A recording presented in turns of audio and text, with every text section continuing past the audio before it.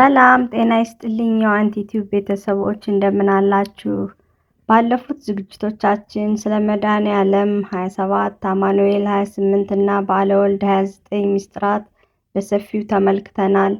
ዛሬ ደግሞ የወሩን ማጠናቀቂያ የ30ኛውን ቀን ምስጢር ይዘንላችሁ ቀርበናል። በየወሩ በ30 የምናስባቸው ሁለት ታላላቅ ቅዱሳን አሉ። አንደኛው የወንጌል አንበሳ የሆነው ቅዱስ ማርቆስ ሲሆን ሁለተኛው ደግሞ ከሴቶች ከተወለዱት መካከል እንደ እርሱ ያለ የለም የተባለለት መጥምቁ ዮሐንስ ነው። ለመሆኑ እነዚህ ቅዱሳን ለምን በ30ኛው ቀን ይከበራሉ? ለኢትዮጵያ ቤተ ክርስቲያንስ ያላቸው ልዩ ቦታ ምንድን ነው?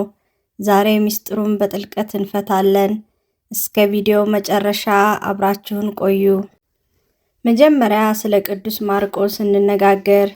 ቅዱስ ማርቆስ ከ72ቱ አርድአት አንዱ ሲሆን ለኢትዮጵያና ለግብጽ በአጠቃላይ ለአፍሪካ ክርስትናን በማምጣት የመጀመሪያው ሊቀ ጳጳስ ነው። ቅዱስ ማርቆስ በሰማዕትነት ያረፈበት ቀን ሚያዝያ 30 ነው። ቤተ ክርስቲያንም ይህንን ታላቅ ወንጌል ሁልጊዜ ለማሰብ በየወሩ በ30ኛው ቀን በዓሉን ታከብራለች። በቤተ ክርስቲያን ስዕል ላይ ቅዱስ ማርቆስ በአንበሳ ይመሰላል። ይህም ወንጌሉን የጀመረው በምድረ በዳ የሚጮህ ሰው ድምፅ በማለት በመጥምቁ ዮሐንስ ስብከት ስለሆነና የአንበሳን ያህል ድፍረት ስላለው ነው። ጌታችን የመጨረሻውን እራት የበላበት ሐሙስ ምሽትና መንፈስ ቅዱስ የወረደበት ጽርሐ ጽዮን የቅዱስ ማርቆስ እናት የለማርያም ቤት እንደነበር ይታመናል። ሌላው በ30ኛው ቀን የምናስበው ታላቅ ቅዱስ መጥምቁ ዮሐንስ ነው። ቅዱስ ዮሐንስ የነቢያት ማጠቃለያና የሐዋርያት መጀመሪያ ነው።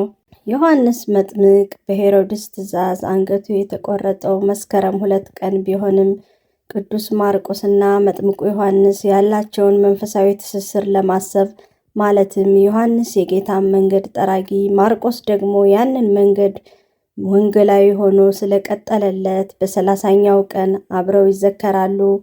ጌታችን ከሴቶች ከተወለዱት መካከል ከመጥምቁ ዮሐንስ የሚበልጥ የለም ብሎ መስክሮለታል። ጌታን ያጠመቀ በበረሃ የኖረና ለእውነት አንገቱን የሰጠ ታላቅ ሰማዕት ነው። ውድ የዋንቲ ቲዩብ ቤተሰቦች የ30ኛው ቀን በረከት የቅዱስ ማርቆስ አማላጅነትና የመጥምቁ ዮሐንስ ረድኤት ከሁላችን ጋር ይሁን።